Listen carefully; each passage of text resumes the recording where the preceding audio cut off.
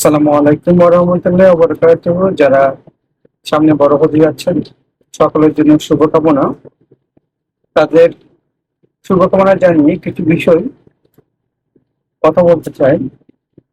মক্কা মদিনাতে মোটামুটি আমাদেরকে সকালে থেকে যে খাবার দাবার দেওয়া হয় খাওয়ার জন্য ঠিক আছে, অনেকে সেটা খেতে পারেন না, অনেকে শুকনো খাবার খেতে চান। যারা শুকনো খাবার খেতে চান তারা বাংলাদেশ থেকে পারলে মুড়ি, চিড়া এগুলো নিয়ে যাবেন। এতে সুবিধা হয় কি, মক্কা এবং মদিনাতে মুড়ি, চিড়া এগুলোর দাম কিন্তু অনেক বেশি।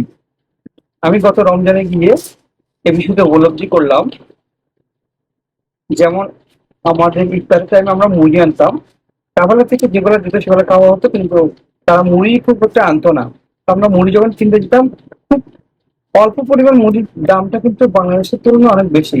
আমরা যারা হাজিরা যাই বা আপনারা যাচ্ছেন, সবাই কিন্তু একটা নির্দিষ্ট পরিমাণ অর্থ নিয়ে যায়।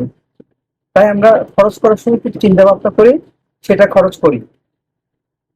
তাই বাংলাদেশ থেকে যদি পারেন শুকনা কিছু খাবার নিয়ে যান। পথের মধ্যে অনেক সময় ক্ষুধা লাগে, অনেক সময় খাওয়ার দোকান পাওয়া যায় না। যেমন আমি আরেকটু অভিজ্ঞতার শিকার হলাম, সেটা হচ্ছে আমি আসার সময় তাইবের এয়ারপোর্ট হয়ে এসেছি, সেখানে খাবার কিনতে গিয়েছি। সেই খাবার কিনেছি কিন্তু বাংলাদেশ থেকে অনেক দামে, কিন্তু খাবারটা খেয়ে আমি তৃপ্তি পাইনি।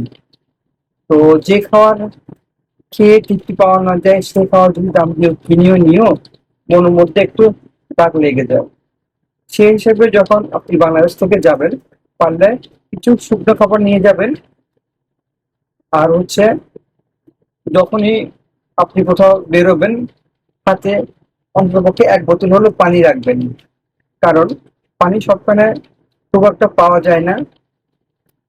বিশেষ করে হজের সময় তো অনেক বেশি মানুষ থাকে, কেউ কিন্তু চাইলেও কাউকে সাহায্য সহযোগিতা করতে পারে না। যদিও রমজানে ইফতারের পর বা ইফতারের কিছু আগে অনেক পানি বিতরণ করা হয়, হজে আমি সেটা জানি না।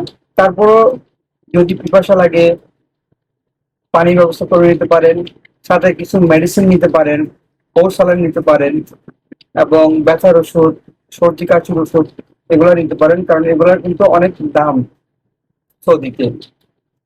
কাশির ওষুধ অবশ্যই নিবেন, অ্যালার্জির ওষুধ নিবেন, যেহেতু অনেক মানুষ একসাথে যাবেন।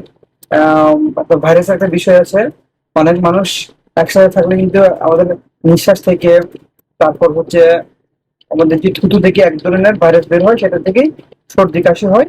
সেই হিসেবে আপনারা চাইলেই কিন্তু সর্দি কাশির ওষুধ নিতে পারেন, যেটা খুবই জরুরি। আমি সেটা উপলব্ধ